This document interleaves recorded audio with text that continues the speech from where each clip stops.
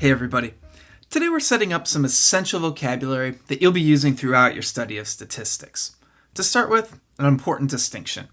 A population is all the data that's of interest to you in a study, observations, responses, measurements, whatever, while a sample is a subset of the population, typically the data that you actually have access to, either that you've collected or that you have it through some other means.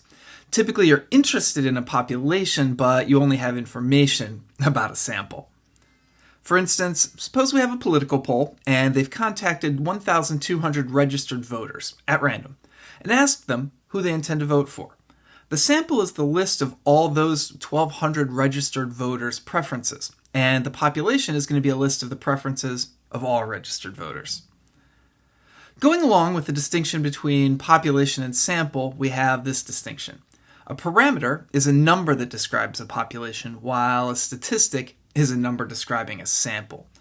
So, for instance, in that political poll we mentioned a minute ago, suppose that 38% of those 1,200 voters said they plan to vote for candidate A.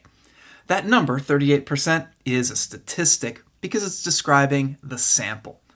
The corresponding parameter would be the percent of all registered voters who intended to vote for that candidate.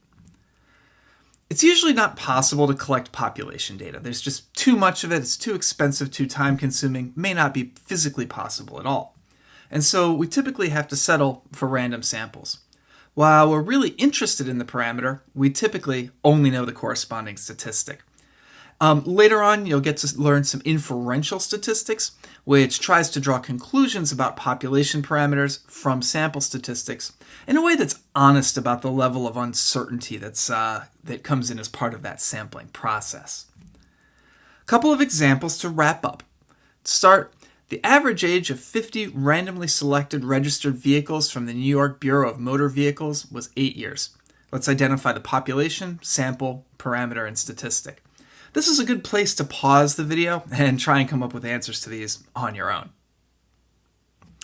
So the population is the ages of all vehicles registered with the New York BMV, and the sample is going to be the ages of just the 50 randomly selected vehicles. Remember, the population is all the data of interest, while the sample is just a subset of that, the data that we actually have. The parameter is the average age of all vehicles registered in New York, and the statistic is going to be the average age of just the 50 randomly selected ones. Again, the parameter is the number describing the population, and a statistic is the number describing the sample. One more example. The median household income in the United States in 2018 was $69,937. In Chicago, a study found the median household income to be $70,760. Identify the population, sample, parameter, and statistic.